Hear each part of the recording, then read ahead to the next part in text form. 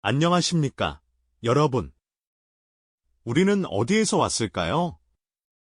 인류가 스스로에게 던져온 가장 오래되고 근원적인 질문 중 하나일 겁니다.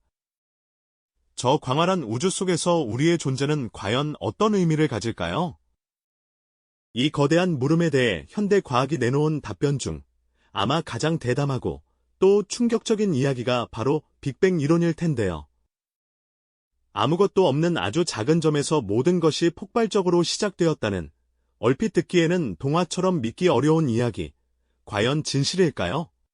오늘 우리는 이 경이로운 우주의 시작을 탐구하며 인류의 지성이 우주의 기원을 파헤치기 위해 어떤 상상력과 논리, 그리고 집요한 관찰을 동원했는지 흥미진진한 여정을 함께 떠나보려 합니다. 단순한 과학 이론을 넘어 그 과정에서 펼쳐졌던 극적인 반전과 놀라운 발견들, 그리고 우리가 살고 있는 이 우주의 진짜 시작을 이해할 소중한 기회가 될 것입니다. 우주의 베일이 벗겨지는 순간들을 함께 경험하시죠. 지금으로부터 100여 년 전, 20세기 초의 과학계는 마치 잔잔한 호수 같았습니다. 대부분의 학자들은 우주가 영원히 변치 않는 정적인 존재라고 굳게 믿고 있었죠. 행성과 별들이 제자리를 지키며 영원히 머무는 거대한 정원 같은 이미지였달까요? 그런데 그때 한 벨기에의 신부이자 뛰어난 수학자, 그리고 천문학자였던 조르주 르메트르가 모두의 예상을 뒤엎는 파격적인 주장을 들고 나타납니다. 그는 우주가 결코 정적이지 않으며 오히려 끊임없이 팽창하고 있다는 놀라운 아이디어를 제시했죠.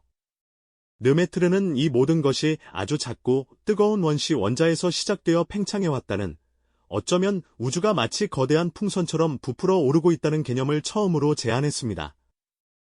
당시로서는 상상조차 하기 힘든, 그야말로 혁명적인 발상이었죠. 얼마나 파격적이었는지, 심지어 당대 최고의 지성으로 손꼽히던 알베르트 아인슈타인 박사조차 처음에는 르메트르의 이론을 듣고 고개를 저으며 수학적으로는 흥미롭지만 물리적으로는 터무니없다라고 평가했다고 합니다. 수많은 학자들이 새로운 개념에 대해 저항감을 느끼며 회의적인 시선을 보냈던 것이죠. 하지만 역사의 아이러니는 여기서 시작됩니다. 르메트르의 이 대담한 주장은 시간이 흐르면서 점차 그 진가를 드러내기 시작했거든요. 그리고 이 팽창하는 우주론에 빅뱅이라는 이름을 붙여준 인물은 다름 아닌 영국의 저명한 천문학자 프레드 호일이었습니다. 그런데 호일 박사는 이 이름을 긍정적인 의미로 사용한 것이 아니었죠. 그는 팽창하는 우주론을 빅뱅 같은 소리라며 비꼬고 조롱하기 위해 이 단어를 만들어냈습니다. 그의 생각으로는 우주가 영원히 변치 않는 정상 상태에 있어야 했으니까요. 마치 라디오 방송에서 팽창하는 우주론을 경멸하듯 언급했던 그의 목소리가 활자화되어 세상에 퍼져나갔을 때 아무도 이 비꼬는 듯한 표현이 훗날 우주의 기원을 설명하는 가장 중요한 이론의 정식 명칭이 될 것이라고는 상상하지 못했을 겁니다. 한 학자가 비웃음 섞인 어조로 내뱉었던 단어가 역설적으로 그 이론 자체를 가장 잘 나타내는 이름이 되어버린 것이죠. 빅뱅. 이 이름은 조롱 속에서 태어났지만 결국 우주 역사의 가장 드라마틱한 순간을 상징하는 단어가 되었습니다. 과연 이토록 의아한 이름표를 단 이론이 어떻게 과학계의 정설로 자리 잡게 되었을까요? 이 질문에 대한 답은 바로 명확하고 압도적인 과학적 증거들에서 찾아볼 수 있습니다. 1920년대 후반, 에드윈 허블이라는 천문학자가 우리에게 우주에 대한 놀라운 사실을 알려주었죠. 그는 멀리 떨어진 은하들이 우리에게서 멀어지고 있으며 그 거리가 멀수록 더 빠르게 멀어진다는 사실을 발견했습니다. 마치 풍선에 점들을 찍고 바람을 불어넣으면 점들 사이의 거리가 점점 멀어지는 것과 같은 이 현상은 우주 전체가 팽창하고 있다는 강력한 증거가 되었죠. 모든 은하가 서로에게서 멀어지고 있다면, 과거로 시간을 되돌려본다면 모든 것이 한 점에 모여 있었으리라는 합리적인 추론이 가능해집니다. 이것이 바로 우주 팽창의 개념, 즉 빅뱅 이론의 핵심적인 토대 중 하나입니다. 하지만 우주가 팽창한다는 것만으로는 빅뱅 이론이 홀로 서기에는 부족했습니다. 결정적인 한 방이 필요했죠. 그리고 그 한 방은 예상치 못한 곳에서 찾아왔습니다.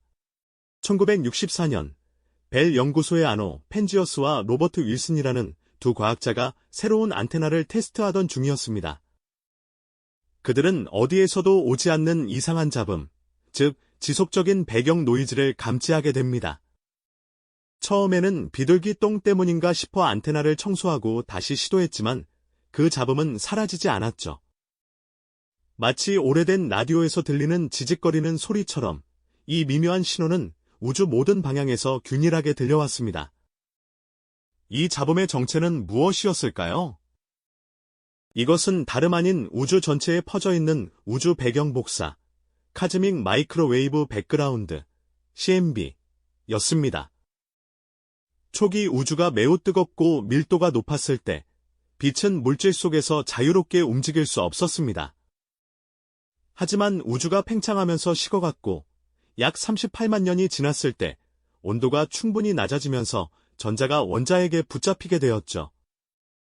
이 순간 빛은 비로소 자유롭게 우주 공간을 가로지를 수 있게 되었습니다.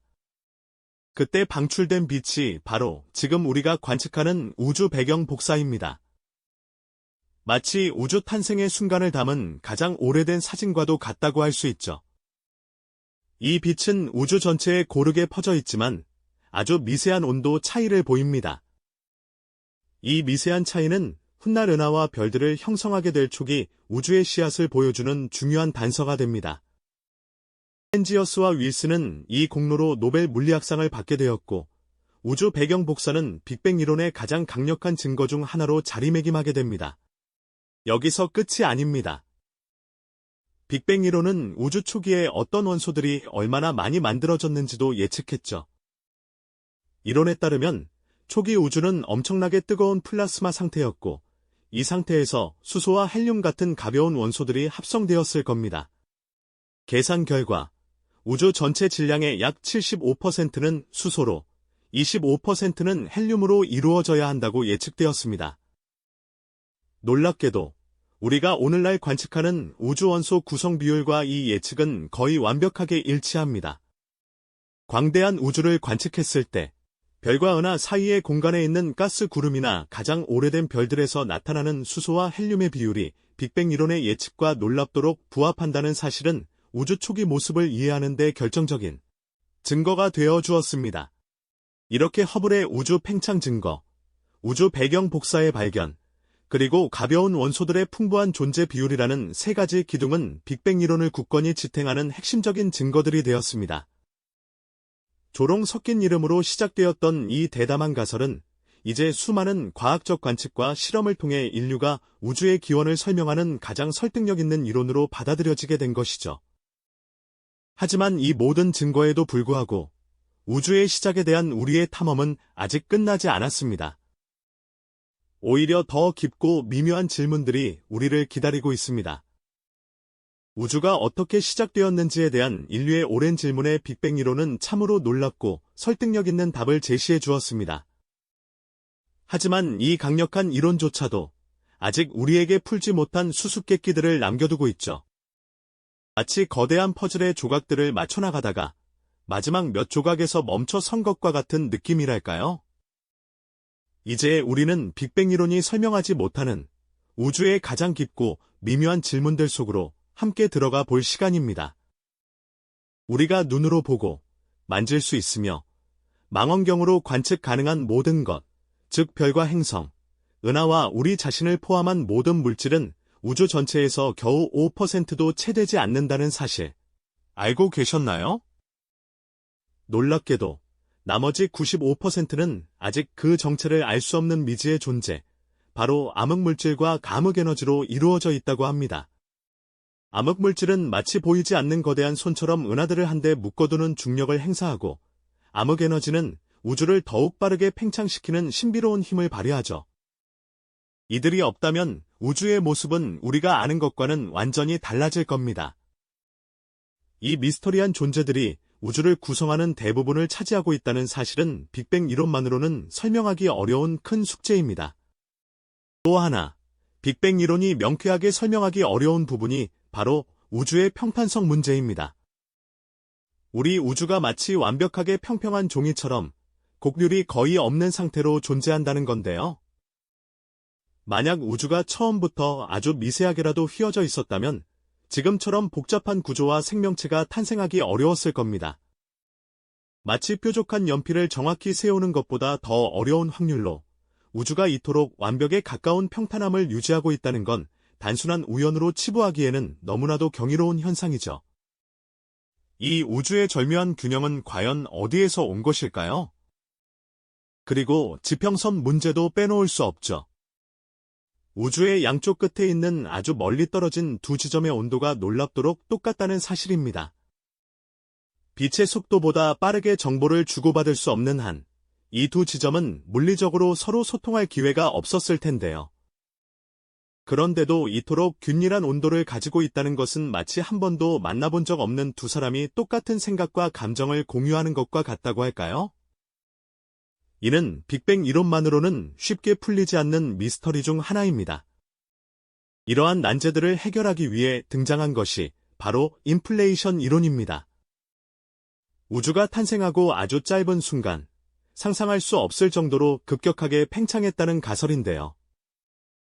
마치 작은 풍선에 숨을 불어넣자마자 눈 깜짝할 사이에 거대한 비행선 크기로 부풀어 오르는 모습과 비슷하다고 보시면 됩니다.